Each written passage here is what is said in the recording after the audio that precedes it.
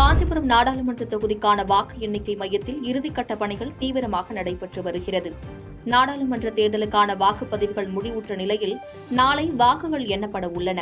இந்நிலையில் வாக்குப்பதிவு நாளன்று காஞ்சிபுரம் நாடாளுமன்ற தொகுதியில் 1932 வாக்குப்பதிவு இயந்திரங்கள் வைக்கப்பட்டு வாக்குப்பதிவுகள் நடைபெற்றது.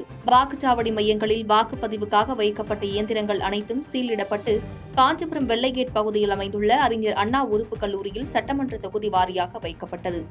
இந்நிலையில் வாக்கு எண்ணும் பணியின் போது 950 ஊழியர்களும் காவல் பணிக்காக 750 காவலர்களும் வாக்கு மைய கண்காணிப்பில் 300 சிசிடிவி கேமராக்களும் பொருத்தப்பட்டு கண்காணிக்கப்பட உள்ளது.